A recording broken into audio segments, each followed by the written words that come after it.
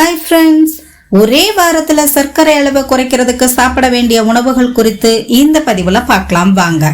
தினமும் வெறும் வயிற்றுல காலை நேரத்துல சுரக்காய் ஜூஸ் குடிக்கிறது சர்க்கரையோட அளவை கட்டுப்படுத்தும். முருங்கை இலை பொடிய 1 டம்ளர் தண்ணியில கரைச்சி அப்படியே குடிக்கணும். இது சர்க்கரையை குறைக்கும். பெரிய நெல்லிக்காய நறுக்கி மிக்சியில மைய அரைச்சிக்கிடணும். அதுக்கப்புறமா அதை 1 டம்ளர் தண்ணியில மிக்ஸ் பண்ணி அப்படியே குடிக்கணும். தினமும் காலையில ஊற வச்ச வெந்தயம் ஊற வச்ச தண்ணி இதை எடுத்துக்கிறது நல்ல ரிசல்ட்ட கொடுக்கும். மாங்காய் இலைகளை நல்லா காய வச்சு பொடியா அரைச்சிக்கிடணும்.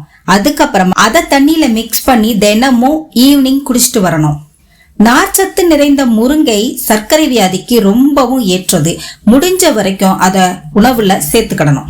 ஓகே ஃப்ரெண்ட்ஸ், இந்த டிப்ஸ் உங்களுக்கு ரொம்பவே யூஸ்ஃபுல்லா இருந்திருக்கும்னு நினைக்கிறேன். நெக்ஸ்ட் நான் திரும்பவும் உங்களை சந்திக்கிற வரைக்கும் டாடா, பை பை.